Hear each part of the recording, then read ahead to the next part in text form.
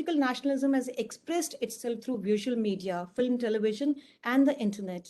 Today, he will be giving a lecture on the topic Russian invasion of Ukraine and global responses.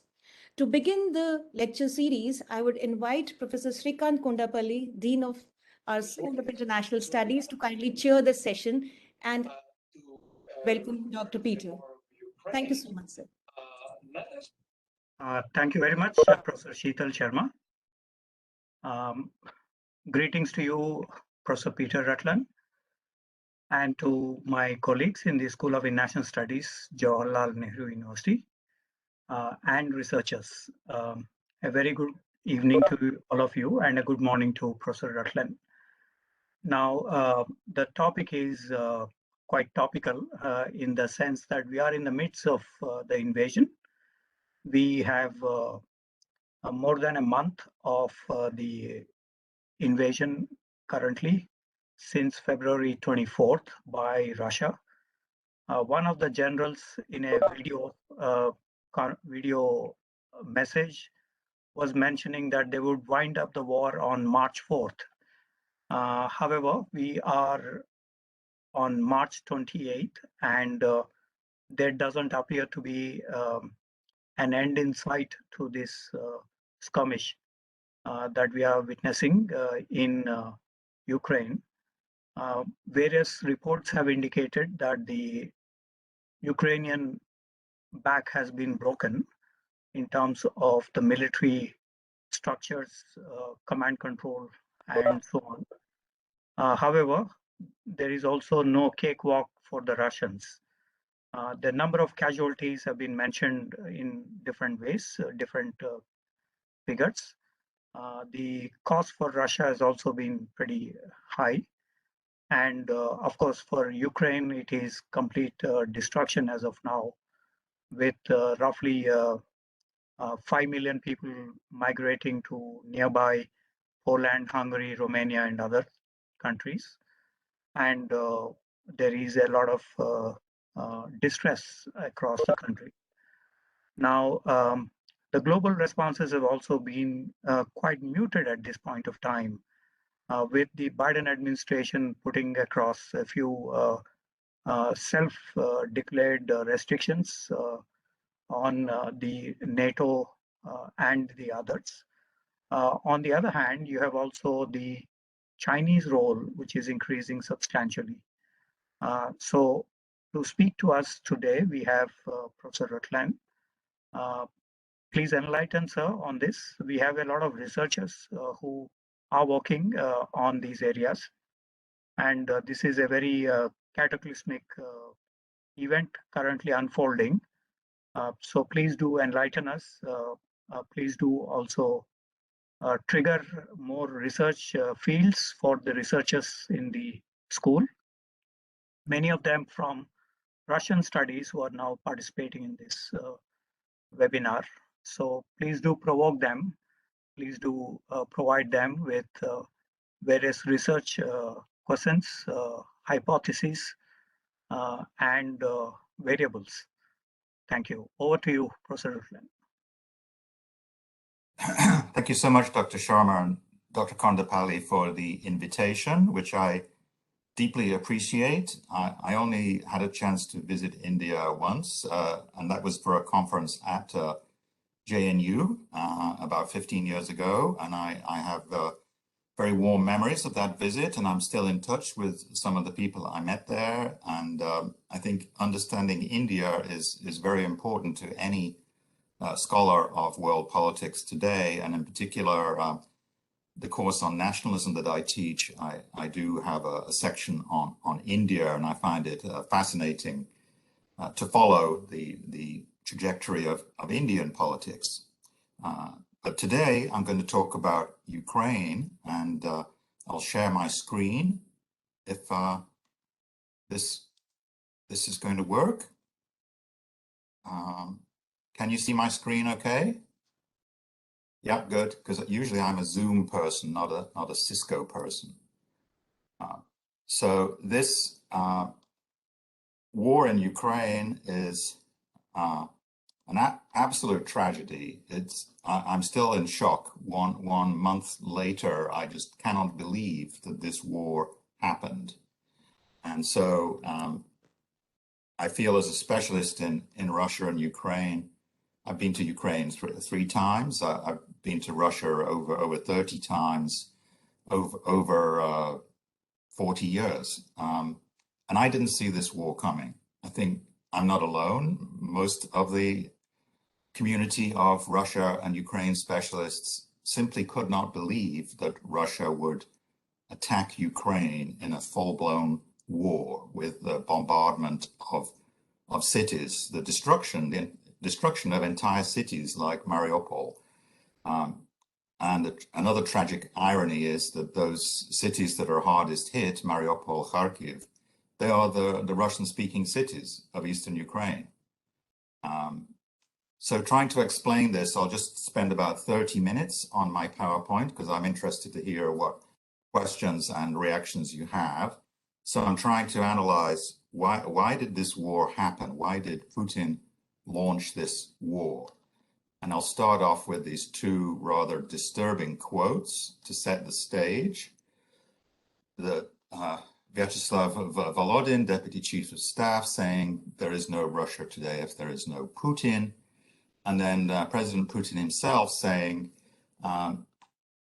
if someone wants to destroy Russia, we will respond. Yes, it will be a catastrophe for humanity and for the world, but why do we need a world without Russia in it?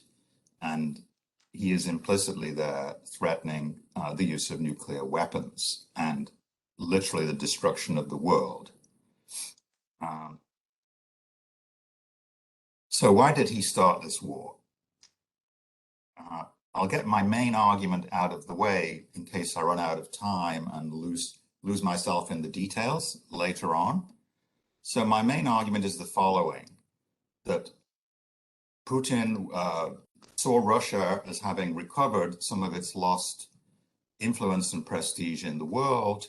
In the last 10 years or so, Russia was getting stronger and stronger with each passing year. It had returned to the inner circle of great powers in the world.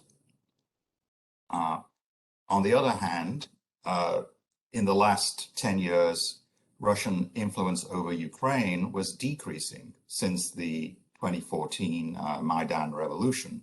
So we have these two contradictory trends, Russian power going up, Russian power over Ukraine going down. And Putin decided it was time to close that gap by using military force. But the invasion has stalled. He has not achieved a swift victory. He's not been able to just take over Ukraine and treat it like another Russian province. The Ukrainians are fighting back, and that goes to my fourth point, that Putin misunderstood and underestimated the power of Ukrainian nationalism and national identity. And that's in part because his own conception of Russian identity involved the denigration and dismissal of Ukrainian identity. So while the first 3 points are from a kind of realist perspective about power projection, the final point is more from a constructivist perspective about identity politics. And so that's a question for your graduate students and researchers to address the Ukraine war as a kind of test case in this debate between realism and constructivism. And the truth is you need both factors, both approaches are very important to understanding this situation. I think something went wrong, and I'm started to annotate things, and I don't want to annotate things.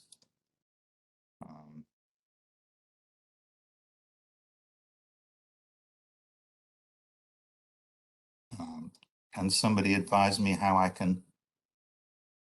We can still see your main argument slide, but you have to move on to the next slide if in case you have to change. Yeah, I can't move on to the next slide because somehow I've slipped into annotation mode. It's not. Yes, you have to go. Escape and then uncheck your selection.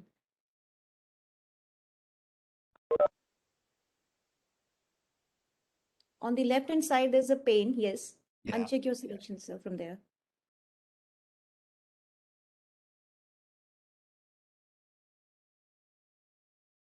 It's not letting me uncheck, I'm afraid. So you can stop sharing and start resharing.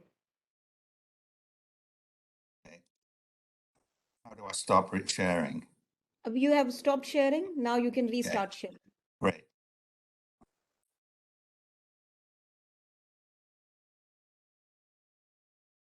All right.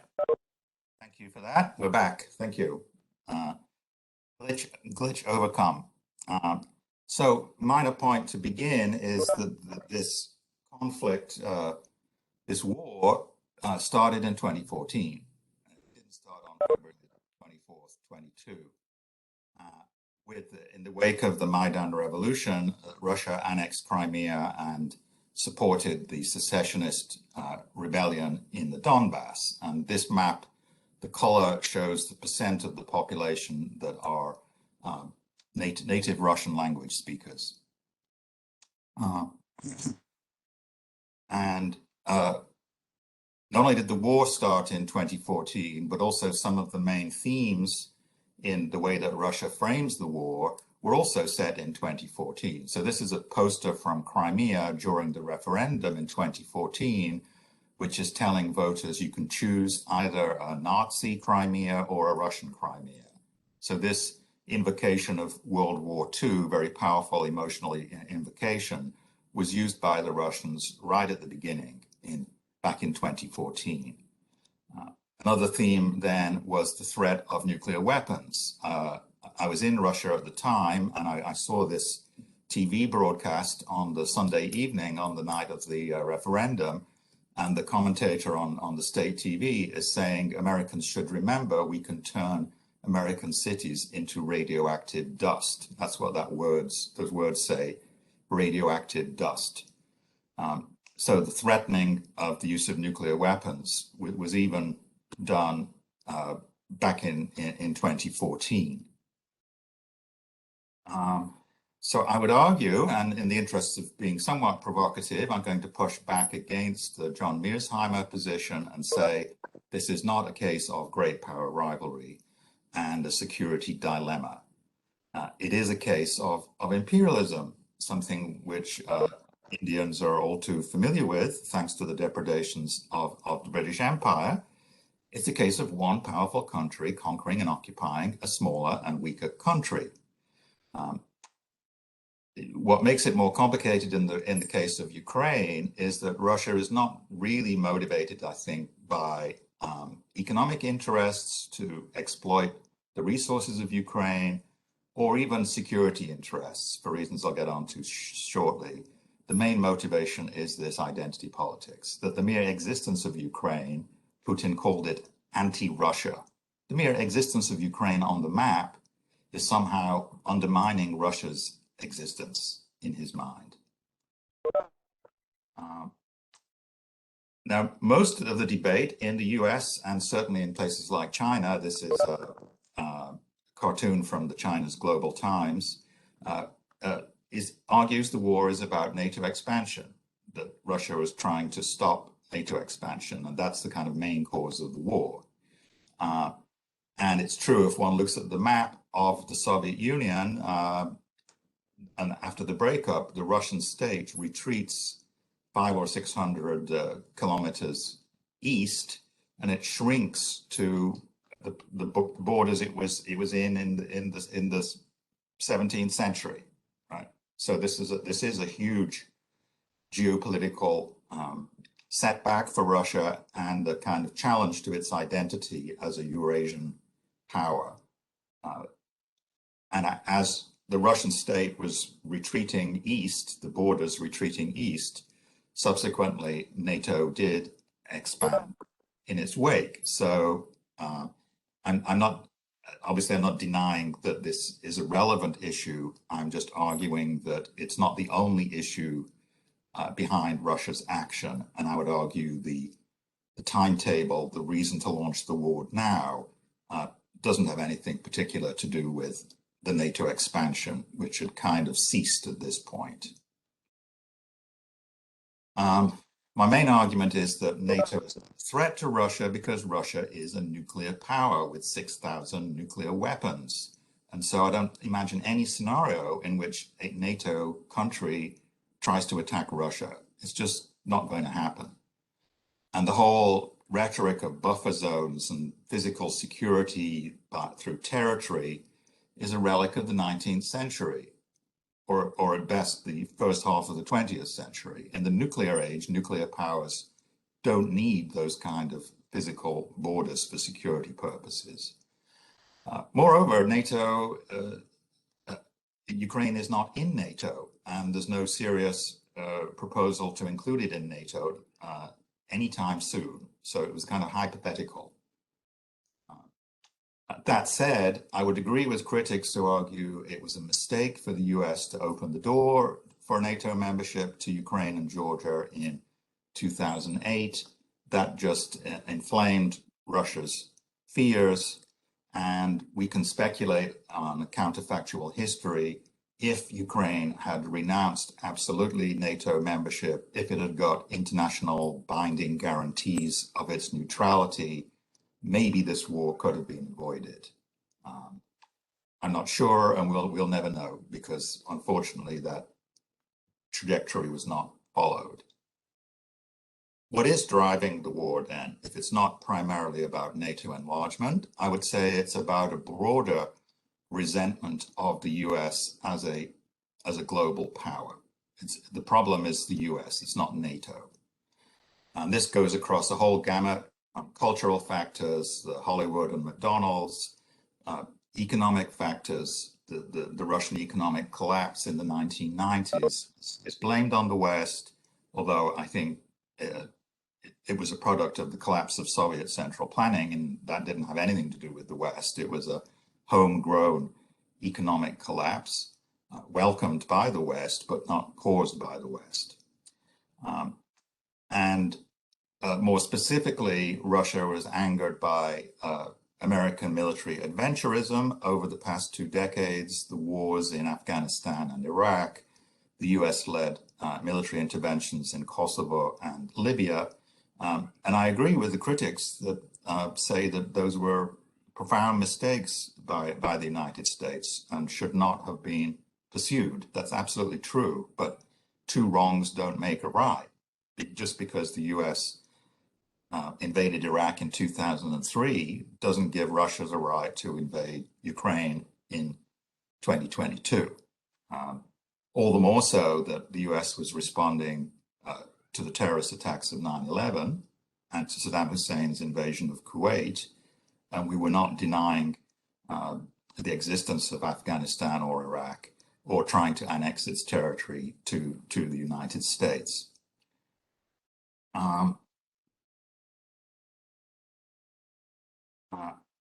Apart from this being about being uncomfortable with the United States as a global power, the second factor, which is more important, I think, than NATO, is the European Union.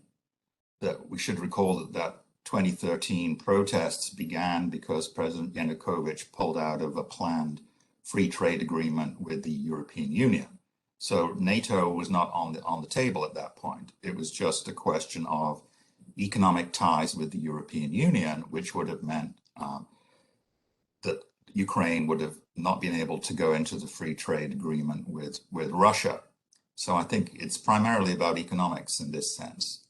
And this chart just shows on the left countries that joined the European Union, and they experienced roughly a doubling of GDP per capita, like Poland.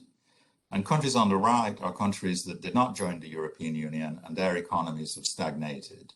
And Ukraine in particular, as you'll see there, is kind of the worst performer in the post-Soviet space. It's now the poorest country. Even before the invasion, it's the poorest country in Europe. It just fell below Moldova, about $3,000 per head per annum.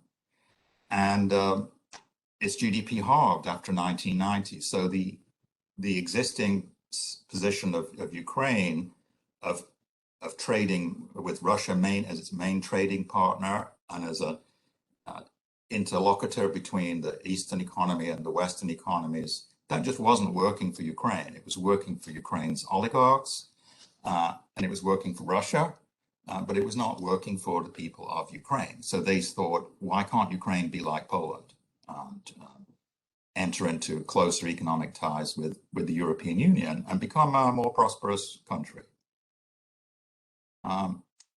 I just pulled this op-ed up from the Hindu last week. Ukraine, the pawn in the power game.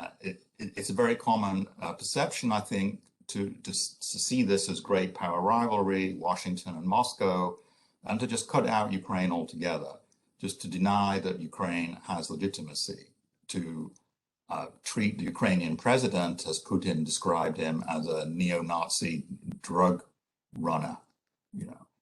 Ukraine is not a pawn. It is a sovereign country, member of the United Nations, and has a right to make choices about its alliances, its economic alliances, its security alliances.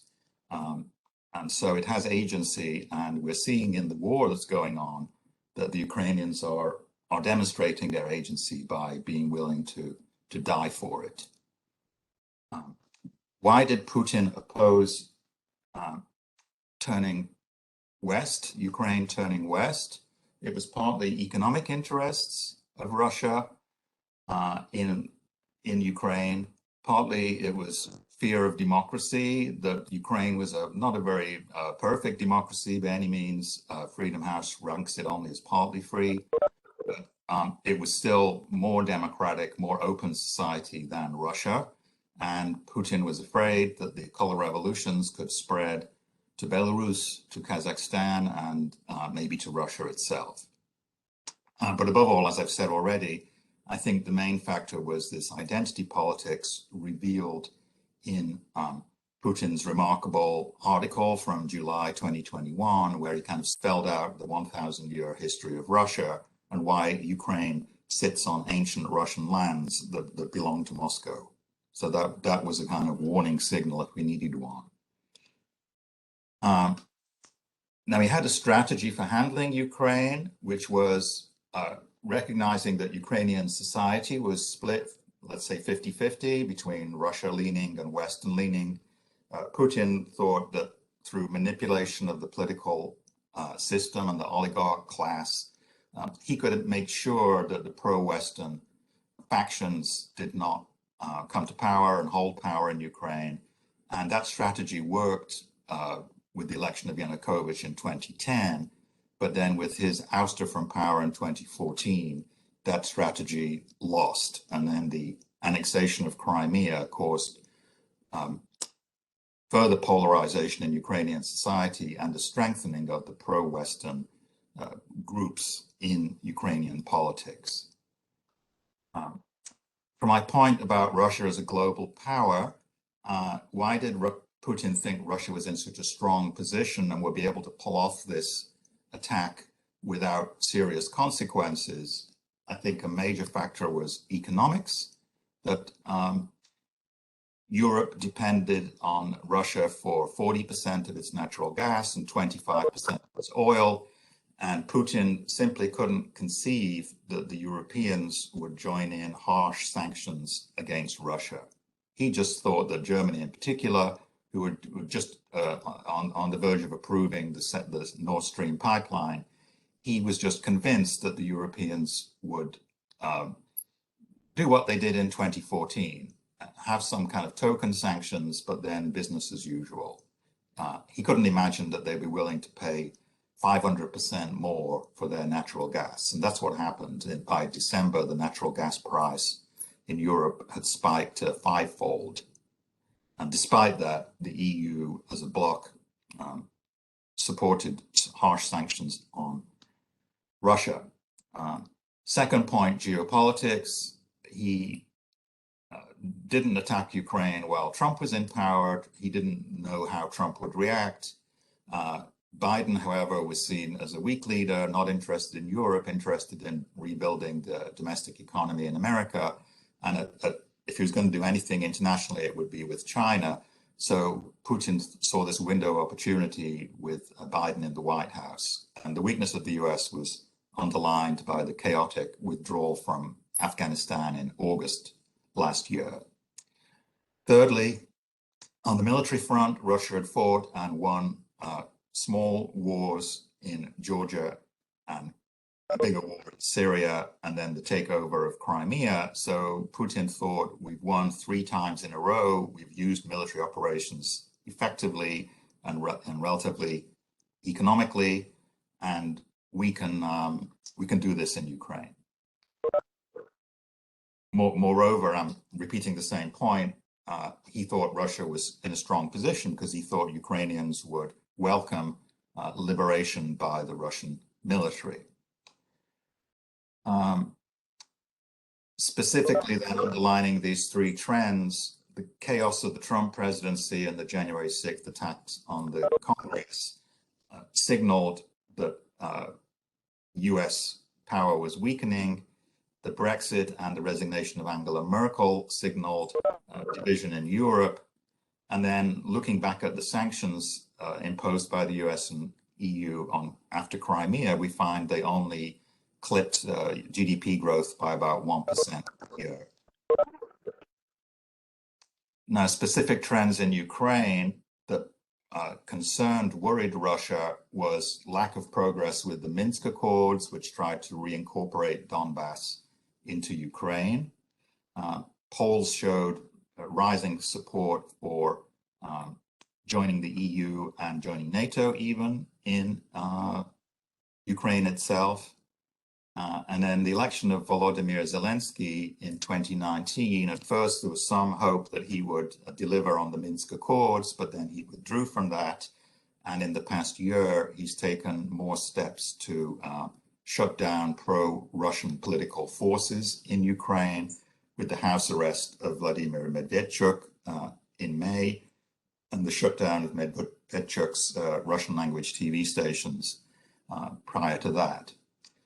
Finally, and very important point is the shifting military balance that Putin saw that Azerbaijan's victory in the war over Karabakh in 2020, a victory thanks in large part to drone technology that Azerbaijan bought from Turkey. And some of those same drones were now being bought by Ukraine. And the US was also delivering anti-tank missiles to Ukraine.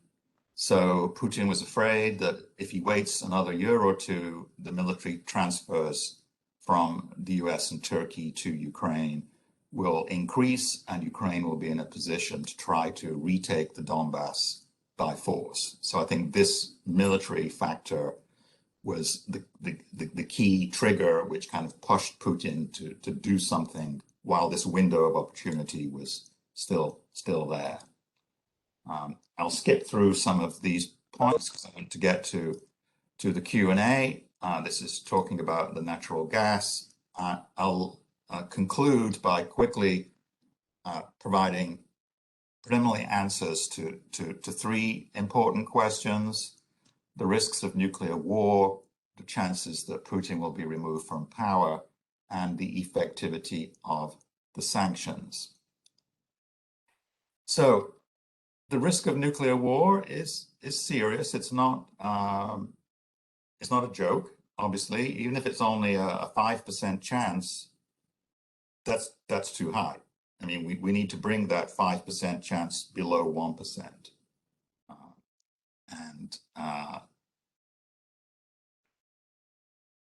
Putin has been too casual in referring to the possibility of nuclear war, putting the nuclear forces on a special regime of combat duty. And the Russian military doctrine does specify that Russia is willing to be the first country to use nuclear weapons if, in their view, there is an existential threat to Russia. And Putin gets to decide what is an existential threat to Russia. So he could decide that the economic sanctions imposed by the US and the West are an existential threat to Russia, and therefore justify the use of nuclear weapons. Hence, the US has been very careful to make it clear from the beginning there'll be no US ground troops in Ukraine, and no US Air Force to enforce a no-fly zone. What about Putin's hold on power and his vulnerability to social unrest or to an elite mutiny? Again, in much of the commentary about the Putin regime and the Russian state, especially American political scientists, focus on elections and public opinion, and we talk about hybrid regimes, and we talk about electoral autocracy. And there's an argument, the diversionary politics argument, that he annexed Crimea because he wanted to boost his approval ratings. So he's launched this war because he's worried about the 2024 presidential election. I don't buy that argument. I think even in the Yeltsin period, elections were rigged, were not really constraining Yeltsin's power. And under Putin, the elections have become even more of a farce, with the opposition being totally shut down, the free media as well, totally shut down, especially in the last 2 years. So I think Putin has been preparing the Russian public for this war for a long time, for many years. There's been a militarization of society, and electoral concerns just aren't relevant at this point. There are protests in Russia, but they're confined to a small minority of the population. And this was a striking protest of the producer who jumped onto the TV broadcast, but we shouldn't extrapolate from those events to the broader Russian society, most of which seem to have been totally convinced by the state media arguments that Ukraine was being run by neo-Nazis and that they would welcome Russian liberators. And we'll have to wait and see how long that social consensus lasts as news about the reality of the war seeps into Russian society. But in the short term, I don't see any political challenges to Putin.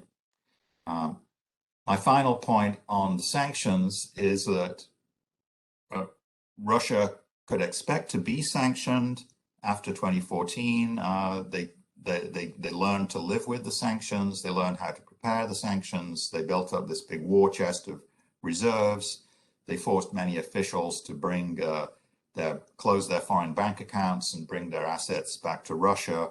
So they thought they were ready for the sanctions. But the scope of the sanctions and the number of countries involved, 48 at the last count, caught them by surprise. And the damage to the Russian economy from the sanctions has been substantial. Also, it's damaging the European economy and the global economy, with real worries about food security, because more than 25% of the world's grain is exported from Russia and Ukraine.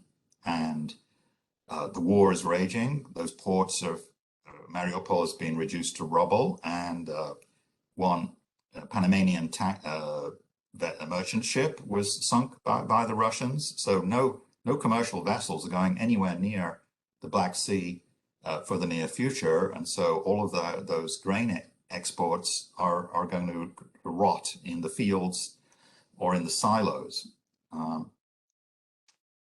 So the sanctions are crippling in the short term on the financial system, and in the long term, the lack of spare parts, the lack of software updates, the lack of microchips, colossal pharmaceuticals, colossal dependence on imports of Russian business and Russian consumers. That is going to hurt the Russian economy severely. And what happens next? I don't have a crystal ball. I don't know what's going to happen next.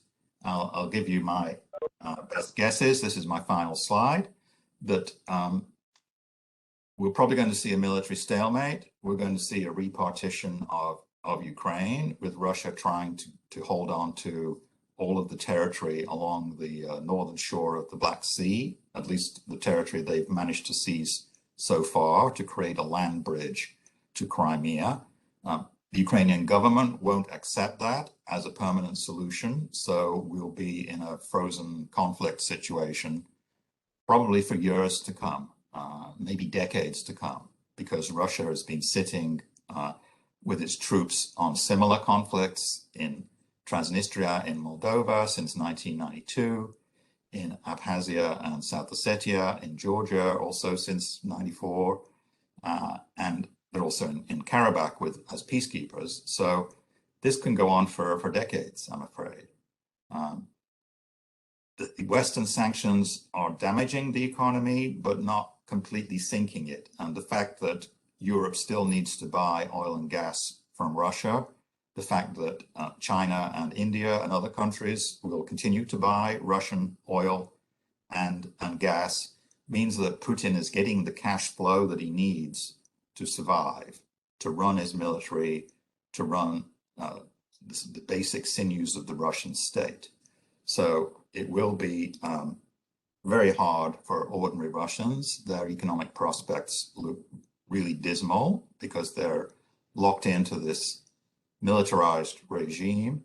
But the oil and gas revenue give Russia the possibility to pursue this policy for many years to come, I'm afraid. So on that distinctly pessimistic note, I will stop sharing the screen if I can manage to do that. Maybe Dr. Sharma, you can kind of unshare me. In the bottom, there is there's a tab called as Stop Sharing. Yes.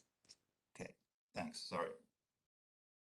Yeah, thank you very much, Professor Rutland, for this enlightening discussion on the Russian invasion on Ukraine. A number of ideas have been debunked. Some of the conventional wisdom that we have, for instance, we were told that the Russians have invaded Ukraine because they wanted a Ukrainian neutrality, number one. They wanted Ukraine not to join the NATO. Thirdly, the NATO missile systems should not be placed in the frontline states like Poland or other European countries. So the speaker today has suggested that these are not the reasons. Although he did mention about realism, the security concerns of Russia, but these are not the reasons. The reasons are it is the case of imperialism, or it's a case of Russian expansion. That's the primary motive behind the Ukrainian invasion. We have a number of theoretical issues that are highlighted here. One is, of course, the security aspects, although the speaker denies that there is any security dilemma between the two major powers, United States and Russia in this case. But there is also the domestic determinants, specifically in the case of Russia, that has been highlighted in the presentation. We also have a number of other ideas that were floating that the author had jettisoned those in terms of nuclear war, for instance, or the sanctions, which he argued that would lead to a lot of damage for the Russian economy in the longer term. So those are some points. I would like to raise an issue. For example, the US President Biden and Chinese President Xi Jinping had a virtual talk. And in this process, Biden had suggested to the red line for China in not supporting Russia in material terms. So what are these?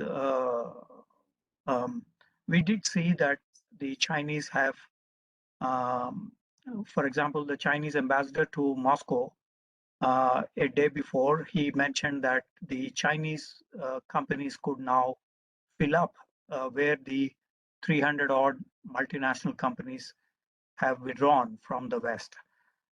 Secondly, there is also the SWIFT system that is to be backed up by China in one way or the other.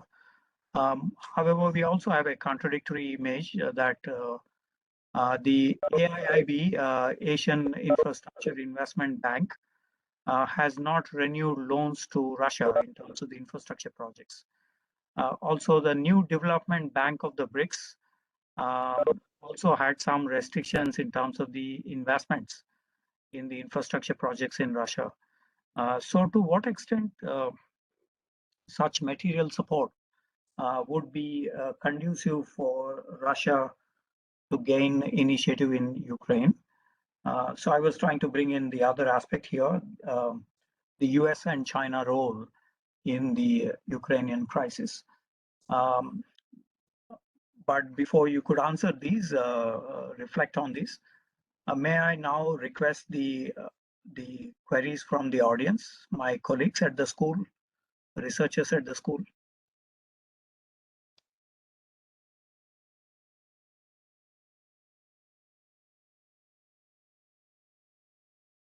Nalin?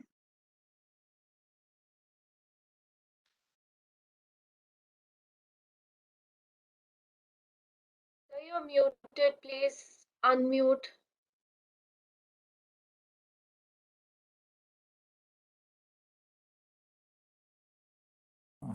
He's still Nalin, muted. Yeah. Nalin, there is an audio issue. He could put the question in the chat room if. Yeah.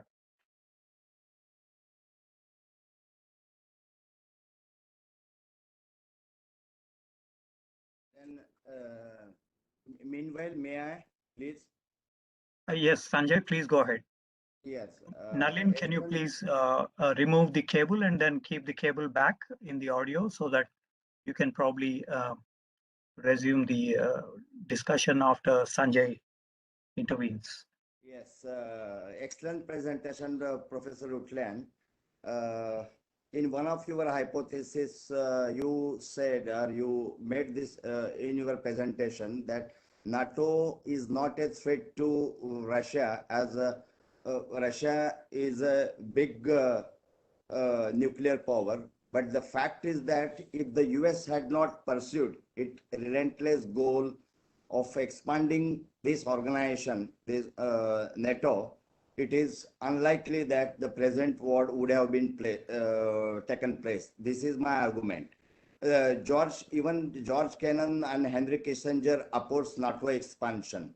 Even Kissinger categorically stated Ukraine should not join NATO, and even warned that if this principle is not adopted, the drift towards confrontation will accelerate. Mikhail Gorbachev stated several times that West had assured him that NATO will not expand it. So this expansion had no logic whatsoever when United States is expanding this organization towards east of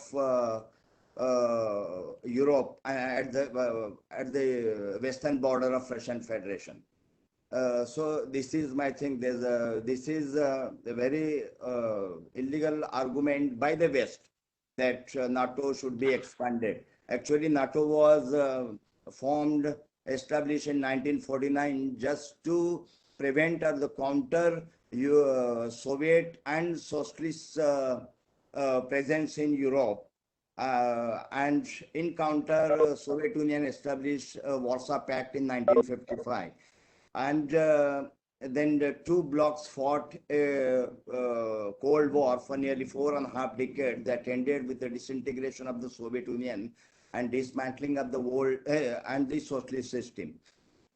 Second point is, you rightly mentioned, I totally agree with you, that you mentioned that the energy issue is or massive gas pipeline from Russia to West is one of the key issues central to the Ukraine conflict. I totally agree with you.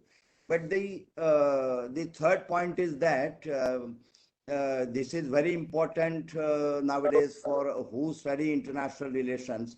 But this conflict between Russia and Ukraine has brought multiple questions to the fore on the validity of international law and even the validity of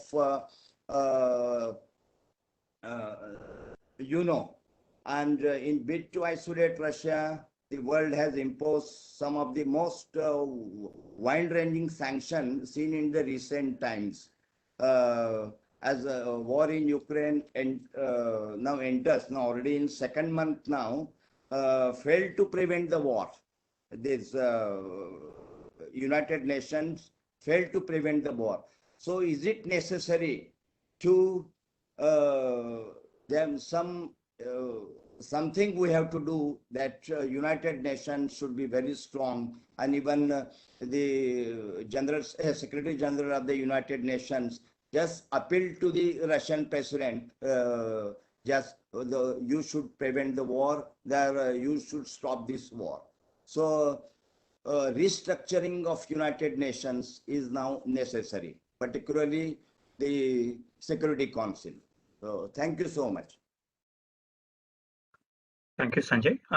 Professor Rutland, would you like to respond to these, and then, or you want to collect some more queries? No, there's plenty to discuss, and I'm afraid I will forget if I wait any longer. So I can tackle both of those briefly. First of all, your point about China. Yes, China is a key player, and its position has been very complex and not straightforward, because the invasion of a country, crossing the borders and annexing part of its territory, that violates China's core principles of territorial sovereignty and integrity. And so they're not very happy to see Russia doing this to Ukraine. So at the level of international law and principles, what Russia is doing is a real problem for China. On the other hand, they're happy to see the US pushed back by Russia, and they're also happy to pick up the economic opportunities that are falling their way because of the sanctions. So I think China's position is very, they have contradictory tendencies. And from an economic point of view, to be more specific, you mentioned the Asian Investment Bank caution about stepping up investments in Russia. And that's because China's dependency on trade with the EU and US is 10 times higher than their trade with Russia. So that these Chinese companies cannot afford to be sanctioned. When Huawei was sanctioned by the US, it crippled the company. And so China is worried that if they get too far in support of Russia, including sending weapons and including stepping up investment, that could trigger sanctions against China, and that would damage the Chinese economy. And that's another priority for the Chinese leadership, is to maintain economic stability. So I think China's position is very complex. There was an interesting article by the Russian scholar Alexander Lukin in the newspaper just 2 days ago, where he kind of analyzed the debate within China. You've got different points of view within China about whether China should stay neutral or should support Russia. And so that debate is ongoing in China. On the question of NATO expansion, I agree that if NATO had not expanded, probably this war would not have happened. On the other hand, I would say that doesn't justify the Russian invasion. So the NATO expansion is a contributory factor, but it's not. That doesn't justify the leveling of the city of Mariupol with 400,000 people in it, women and children living in shelters, being starved into submission. NATO is a defensive alliance. The first time that Article 5 was triggered was after 9/11. So Poland and Hungary and Czechoslovakia had all experienced being invaded by Russia. In Poland's case, they've been invaded by Russia, 5 or 6 times in history. Most recently in 1945 and 1939 and 1921. And so Poland, when it became an independent country in the 1990s, lobbied President Clinton very hard for permission to join NATO. And they were afraid, what if Vladimir Zhirinovsky wins the election and becomes president of Russia in 1996? He threatened to bomb Lithuania with nuclear weapons to force it to join the Soviet Union. So there were real fears that motivated the Central European countries to want to join NATO in the early mid-1990s. And because it was a defensive alliance, I don't think Russia has any right to object to Poland joining an alliance that it wants to conclude, which is a defensive alliance. It's not about Poland wanting to attack Russia.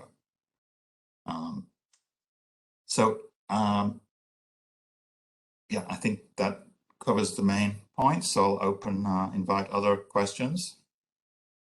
Okay, Nalin, if you have done the audio check, then yes, Nalin. We still can't hear you. All right, let me call Professor Vijayalakshmi. Yeah, there's some hands raised. Thank you, Dean, and thank you, Professor Rutland. That was a very interesting and I would say somewhat different story that we've been hearing. But much of it in India too, there's been a very active and rigorous debate on the need for a uniform norm that we need to have in terms of understanding this world that's unfolding. So the issue of norms that should govern the states is a very lively one for India. And I think that dictates some of our recent positions as well. And it has been, also the base for which we are looking at the Russian actions and the causes for Russian actions, as well as American actions, not just today, but about, say, from the last, from 2000 onwards, from the time of, the global war on terror. But Iraq certainly is eerily reminiscent for us in many ways. But my main 3 observations, and embedded in that is the question to you, is number one, you mentioned Putin's miscalculation. Did you also think that he miscalculated not only that Biden was weak, but it was also a very polarized America, and therefore there would be not that much of, more united stand against Russia's actions and more, Congress jumping ahead and saying, let's give more to the Ukrainians, let's send them more, etc., etc. How do you see that? The second observation about miscalculation was about old Europe and new Europe coming together. And united Europe, literally, after Brexit and, various other things. From the time of Cheney, we were told, let's have a new democratic order, and, all that sort of thing that went on in America. So old Europe, new Europe coming together, and will they really take the pain of prolonged, shortages of gas and so on? There has to be a reckoning about how, alternative supply routes and indeed supplies of oil and gas, how can they be managed, even if you say that you are, constantly with the Americans, etc. The third observation question to you is, now that you mentioned the nuclearization or the ramification of nuclear, dimension in this conflict. And my question to you, or my thoughts on this would be, are we now really looking at a situation where nuclear deterrence is dead? In other words, every country now would probably argue, especially the threshold countries, that look, if we had nuclear weapons, such a thing would not happen to us as it has happened to Ukraine. That's one. And the other is, what about Russia-US nuclear discussions, on various things? We were expecting a trilateral, in fact, nuclear discussions, including China, which was pretty much on the cards in terms of negotiations, but that seems to have been completely missing. So are we in somewhat of a stage where we are thinking the unthinkable again, with this nuclear voice that's coming out? So what are your thoughts on that? And finally, how would you think about US and China coming together at all? Do you see any rapprochement there, or would you say the US focus on Russia and this conflict, et cetera, so high that they may not be so involved, or they may be a little less focused, or maybe giving it a little breather on Indo-Pacific, in which India is a vital stakeholder and the strategy has been laid out, etc. So these are some of the thoughts, and you may answer some of those embedded questions if you so will. Thank you very much. Okay, thank you. Yeah, on the last point first, it's possible that the US and China could come out of this with a better understanding of each other's role, because they have common interests. They have common interests in stabilizing the global economy, and I think they have common interest in adhering to the norms of international law and the United Nations. So, which I think Russia has violated. So I see many more points of common interest between the United States and China than between the United States and Russia. And so hopefully we will see some progress on that front. And this relates to your first question, which Dr. Deshpande also raised, the question of the United Nations and the ineffectiveness of the UN Security Council, because that's why the UN was created, to stop this kind of war, and it failed. And it failed for multiple reasons, but obviously the veto powers of the 5 permanent members, including Russia, is a huge structural problem. So I think it's time to get rid of the P5 and the special powers. But structurally, I think it's impossible to reform the UN. I don't think there's any way that they can change that. I'm not an international law specialist, but unfortunately this war has really exposed the uselessness of the UN. But we still, as a global community, we still need the UN. We need something like the UN to specify and enforce these global norms. On the nuclear proliferation issue, yes, I think you're absolutely right. You spelled it out very well, that these threats of nuclear weapon use by Putin are basically undermining mutual deterrence, because he's using nuclear weapons to deter the US from getting involved in the war, and he's using it to promote his own war. So it's a kind of one-way deterrence. So this does show that a nuclear power can coerce a non-nuclear power like Ukraine and use nuclear weapons to scare off everybody else. So that is not a very good precedent to set. And yes, your second point, this will send a signal to other countries. If you want to avoid this happening to you, you should get nuclear weapons. So that's a terrible signal to be sending out.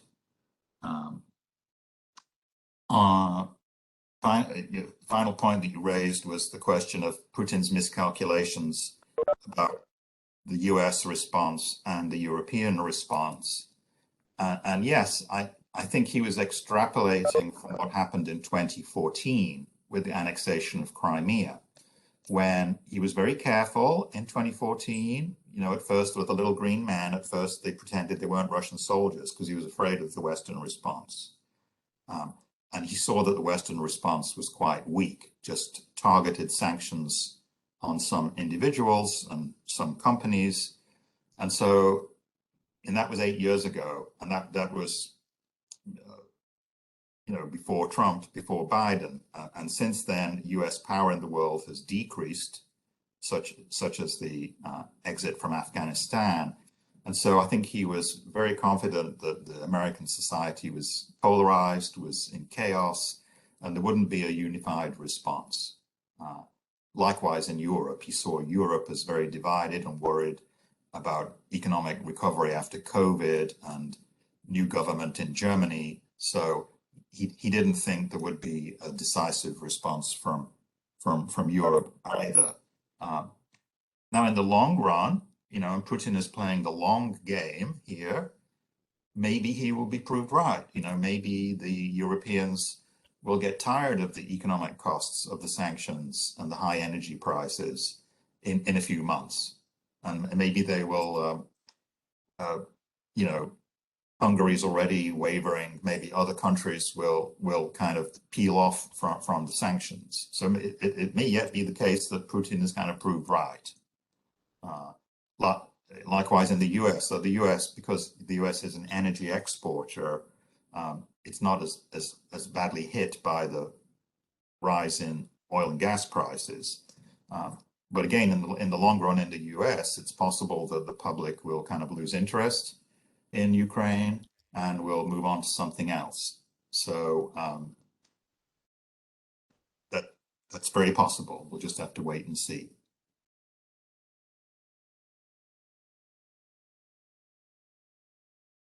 Aline, are you ready now?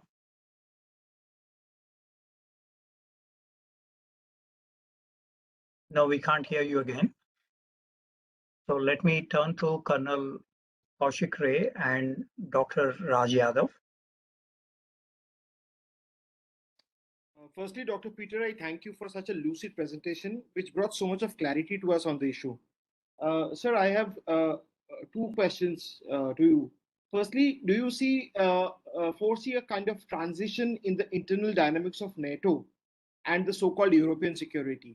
See, assurance or the concept of collective deterrence, which is a part of the American thought process, it has suffered a kind of a jolt. Although a non-NATO member, Ukraine has been a NATO partner in terms of military assistance and training. A direct military assistance has not come in this war to Ukraine. Do you feel that European security will take a new color now?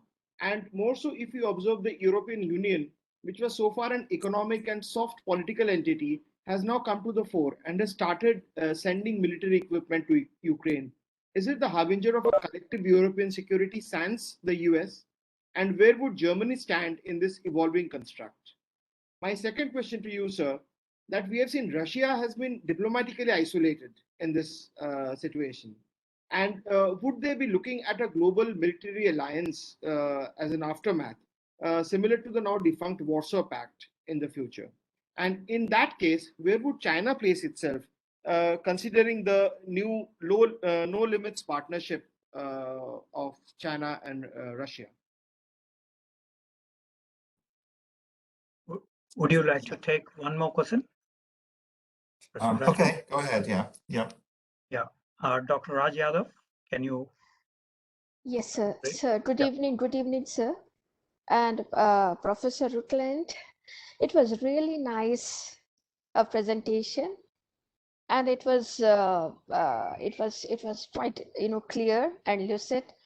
And of course, the questions that already many of the professors, they have asked and they have discussed and you have replied, have clarified most of the queries, but only and since most of the part you have already explained, but my point is only about the economic diplomacy. The relevance of the economic diplomacy, how relevant is the economic diplomacy, and how strong can this economic diplomacy play its role in order to resolve or in order to bring down peace in this kind of scenario. Else, of course, you have tried your level best, and we really got enlightened. So thank you so much. Yes, well, the economic diplomacy, I guess, we've got the sanctions from the West, and then we've got economic cooperation continuing with Russia and China and Russia and India. So I guess the question of economic diplomacy is the Western economic diplomacy is using sanctions. Absolutely, absolutely. And you know, the record of the history of sanctions is mixed, that they are not usually very successful.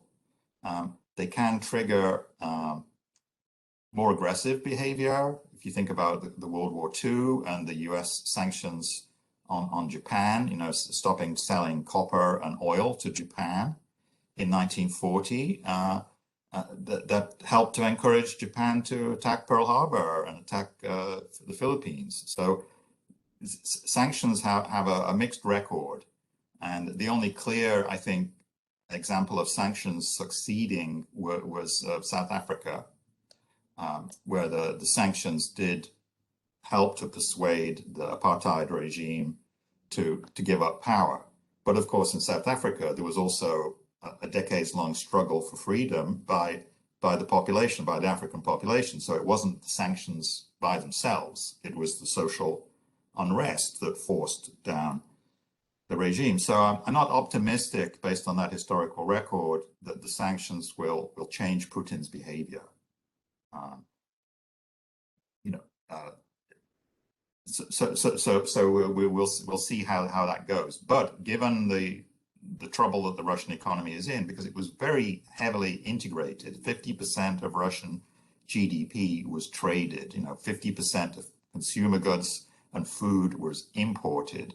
You know, 100% of the microchips were imported, and they're going to have to replace all of that with trade with China and India. And it's not going to be easy. Just physically, the infrastructure, the railways are not up to it to conduct all of that trade overland with China. It's just not going to happen.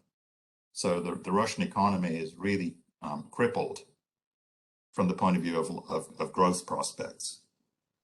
The first set of questions about NATO, yes,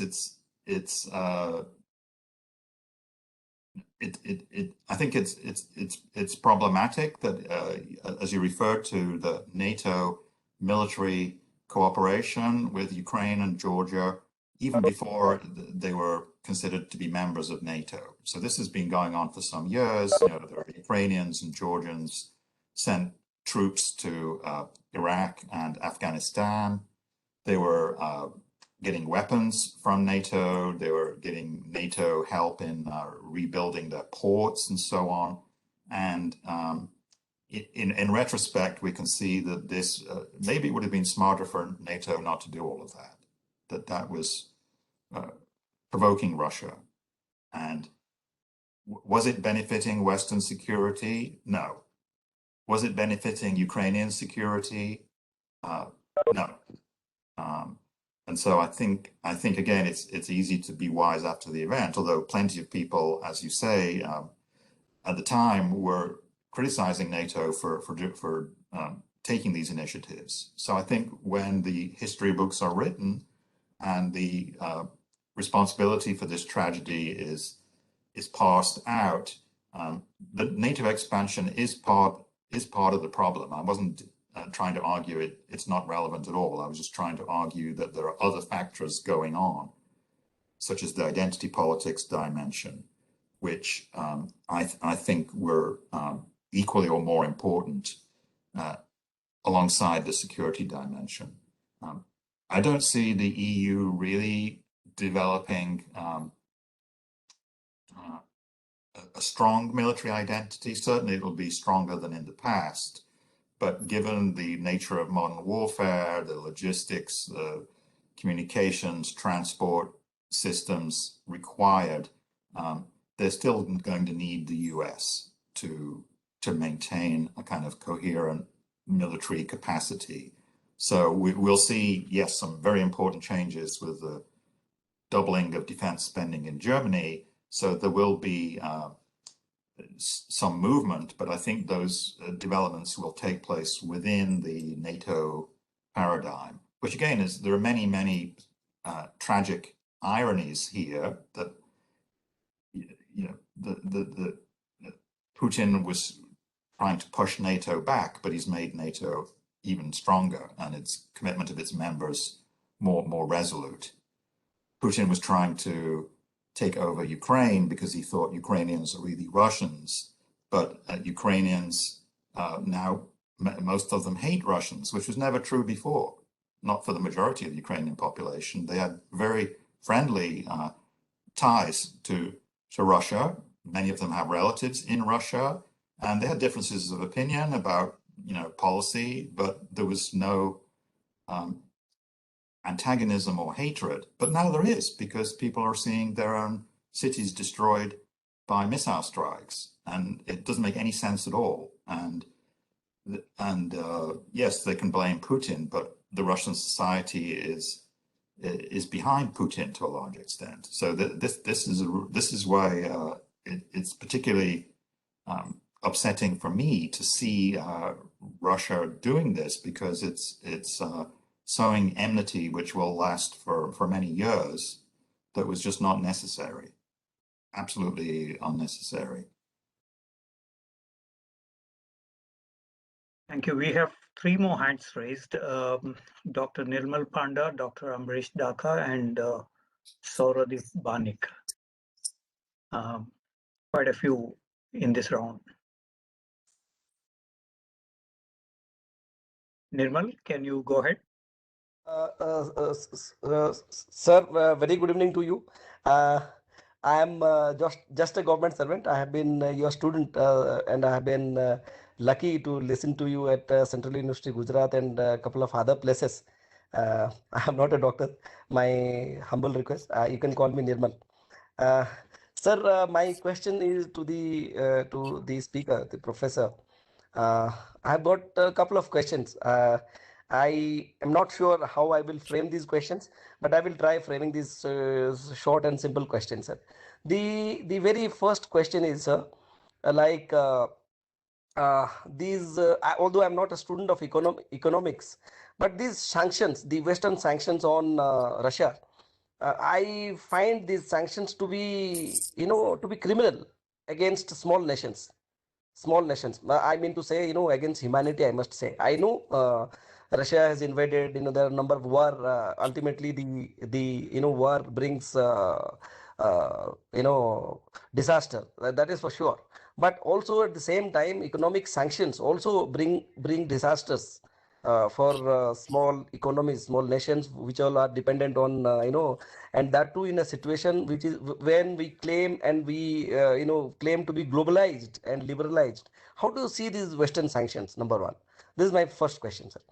The second question is, I'll come back to our situation, to India. How do you see India's position vis-a-vis the Quad?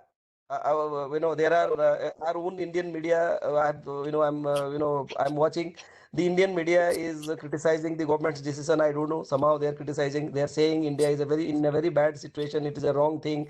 We have not, a number of things. You are sure. I'm sure, sir, you are aware of these things. How do you see India's position vis-a-vis the Quad? This is my second question. And my third question is, sir, do you see a possible alliance among 3, big economies, the Russian economy, the Indian economy, and the Chinese? I mean to say, do you see a kind of alliance, possible alliance coming up between these 3 countries? Thank you, sir. Amrish?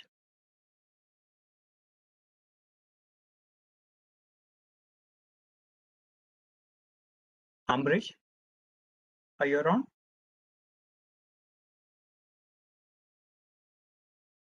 Mr. Banik, would you like to take a shot?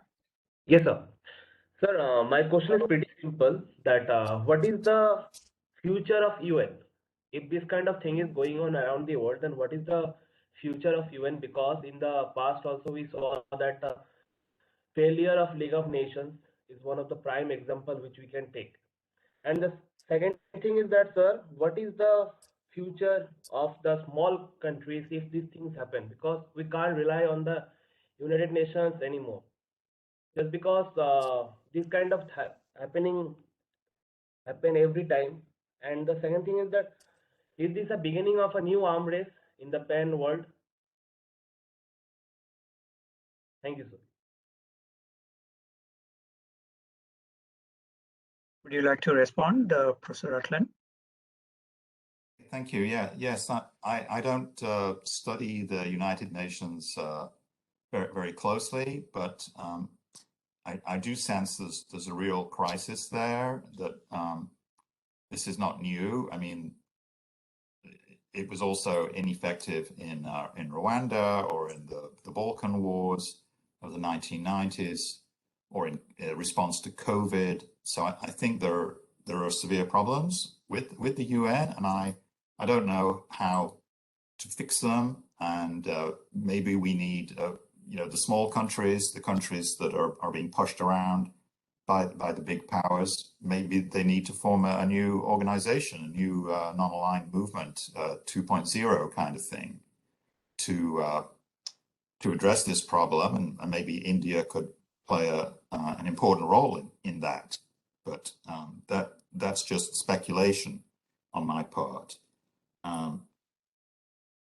Well, leading on from that to Dr. Panda's points, and he raised the possibility of an alliance of Russia, China, India, economic alliance, which of course there are the concept of the BRICS already, if you throw in Brazil and South Africa. But I don't think the BRICS has been terribly successful, because I think the economic interests and the political interests of the member countries are just too different. And I don't think politically and economically India and China are a good fit for each other. And bear in mind that Pakistan is moving closer and closer with China and with Russia, and is talking about, Prime Minister Khan was in Moscow the day before the invasion, talking about a new natural gas pipeline from Russia to Pakistan. So I don't see, I think the future of India as a democracy, as an open economy, as a very dynamic economy, as a country that does not use military force to get its way, I think the future of India is not with Russia and China. And I don't think the future of China is with Russia either. That's what I was trying to argue earlier.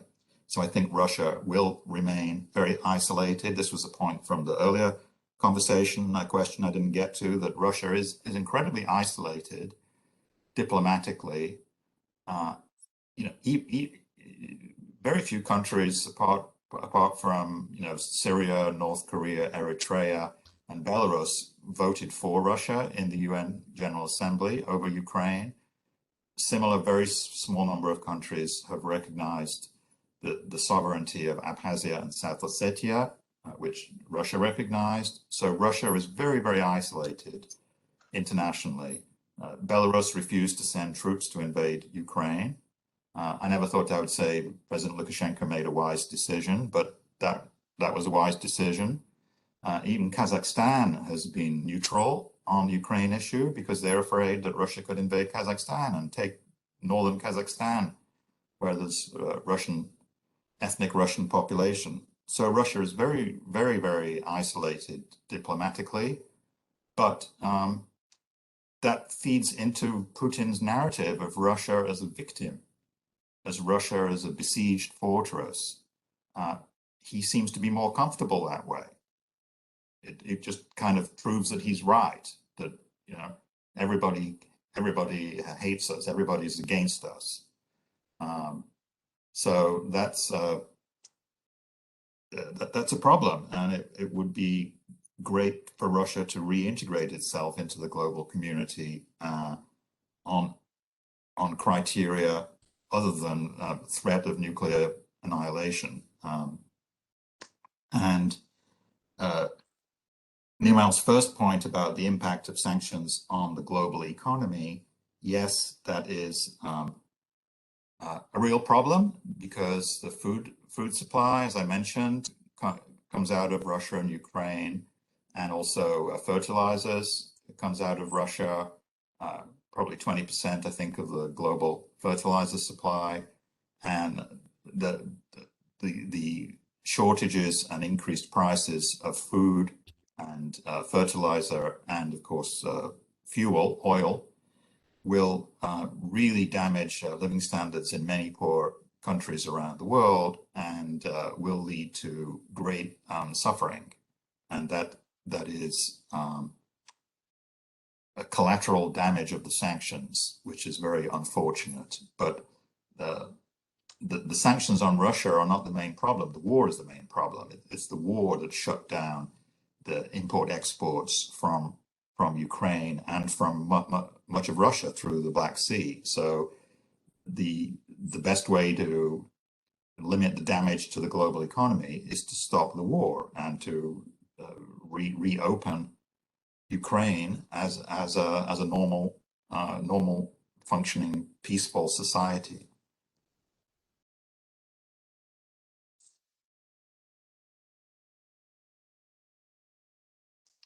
I think I got all the points. Can I ask if I'm audible? Yes. Yes, Ambarish, go ahead. Yeah, good evening, Professor. Your position as an American scholar is very much understandable, but I had some difficult situation in accepting your narrative. Number one is that NATO is a defensive organization. Is that what a defensive organization does, what it did in Yugoslavia and Libya and in Iraq? Also, the fact is important is that 8,000 Ukrainian soldiers went on duty with the American forces in Iraq. So that kind of solidarity has some reason to be, you can say, the kind of extraordinary concern that is there with the American forces or with Ukraine. So because the way the Taliban was handed over power in Afghanistan, the kind of weapons that the NATO has sent to Ukrainian armed forces, if you would have sent even 5% of that to Afghan national forces, they could have easily withheld the Taliban onslaught. After all, they were around 250,000 Afghan national security forces, and Ukrainian forces are around 550,000. So I believe the priorities were somewhere else. The second thing that I wanted to point you out is that you mentioned that you had a very pessimistic scenario that is being played out there. But I feel that this is a misplaced pessimism. The larger responsibility of pessimism lies with the inability of the West to engage Russia on many accounts. And one of the serious consequences has been that the Russophobia has gone even in the academia. You find the University of Florida shutting out the reading halls, removing the names of the halls, which practically have nothing to do. I mean, removing name of Karl Marx. Russia is no longer a communist country. The University of Italy removing the Tchaikovsky's chapters.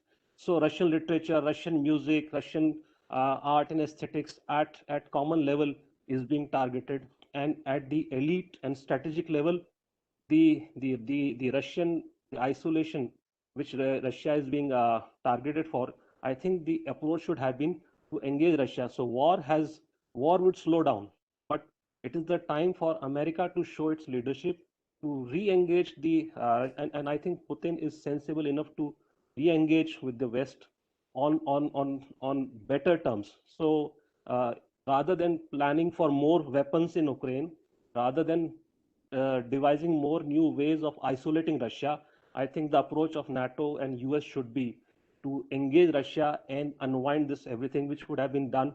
The war could have been easily avoided. Thank you very much.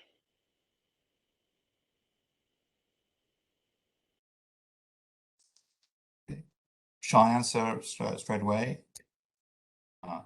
I'm all in favor of engaging with Russia. That's what I've been doing all my life. I've been a student in Russia already in 1982 in the Soviet period. And the past 6 years, I've been on the board of the Presidential Academy of Public Administration in St. Petersburg. So I've been constantly trying to engage with Russia, and I'm not alone. I'm just giving that as a personal example. But we speaking for the American academic community, had no desire to shut Russia off. But and even after the annexation of Crimea, you know, these contacts continued. I continued to serve on that board. But the invasion of Ukraine just takes things to a different level. So I think we can't just do business as usual when this kind of war is raging. And on the question of NATO in Yugoslavia, you know, there are different points of view about that. I mean, I think the NATO intervention in Bosnia was necessary. I mean, they didn't intervene for 4 years. You know, they just used UN peacekeeping between 91 and 95, and that just wasn't working. And then the massacre of 8,000 Muslim men and boys at Srebrenica in July 95, that was just the final straw. So NATO switched to military intervention, bombing the Serbian positions, and that brought peace very quickly, and it brought an end to the killing. So I think the Bosnian intervention was justifiable. Kosovo is more complicated because the Kosovo Liberation Army was kind of deliberately using attacks on Serbian police to kind of provoke retaliation, which then eventually led to NATO intervention. So I think it's a very complicated story, but whatever was going on in Bosnia and Kosovo and Libya, for that matter, which was approved by the UN, the humanitarian goals were real, were uppermost. The United States was not trying to annex Kosovo. The United States was not trying to benefit itself economically. Whereas Russia and Ukraine is a different story, because Russia is trying to take over the whole country, basically. That if they hadn't been stopped militarily, they would have taken over the whole country, tried Zelensky as a neo-Nazi war criminal, and who knows what else would have happened if they'd been able to occupy the whole of Ukraine. And so the weapons that the NATO powers are sending into Ukraine has enabled the Ukraine to survive. And so, yeah, I think I covered all the points, or at least within the time available.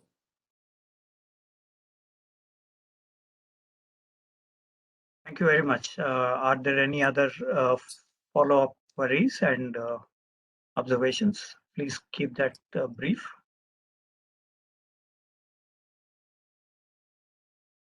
If there are none, let me thank Professor Rutland for an excellent presentation and clarifying a lot of doubts that we have. And let me hand this over to Arshi Dua for the vote of thanks. Thank you very much.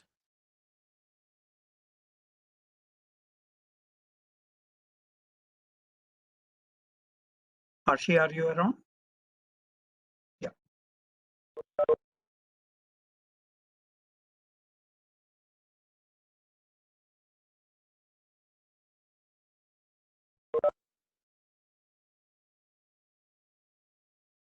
Let me do the honors then. We have had a wonderful discussion. We thank Professor Rutland for an excellent presentation. It began with the Russian motives. What could be the motives in invading Ukraine?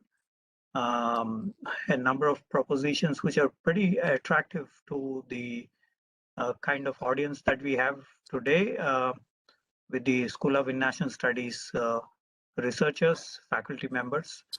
I think this was quite a fabulous presentation. We take something home with the observations on constructivism, on identity politics, on neorealism, also the Russian As you mentioned, Professor Rutland, the imperialism, the kind of policies that President Putin had followed in the recent past. This is quite an interesting presentation. I think this will have huge takeaways for many of our researchers, and we want to profusely thank you for the presentation. Also, Professor Sheetal Sharma, my colleague in the Center for European Studies, for introducing the speaker. Archie is, I think, will get back in a while. Let me thank her for organizing all these, doing the poster, approaching, the audience, and so on. And of course, the questions that were raised, quite interesting, tangentially different from each other. We want to thank once again the colleagues and researchers who participated in this discussion. Thank you very much. Thank you, Professor Srikant, for chairing this session. May I take just a couple of seconds to thank the chair of the session, the participants, the faculty members, those who raised very pertinent questions and significant from our perspective also, not just from the Western or the Eastern, but India also being located in the entire debate.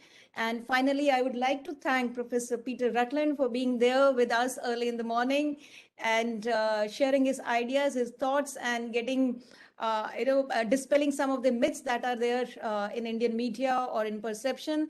And thank you once again, sir, and we'll keep on calling you and getting enlightened by your ideas in future as well. Thank you very much once again. Namaskar. I appreciate the invitation and the questions, the tough questions. And as you can see, I'm still thinking through this. There are no easy answers. And I think it's very important to get Indian scholars involved because you have the relatively objective position in this conflict. You can see it from, I think, the strengths and weaknesses on both sides, on all sides. And that's the path to mutual understanding, hopefully, is that if each side starts to understand the approach, the frames used by the other side. Thank you again. Thank you, sir, and have a good day. Bye-bye. Bye. Good night.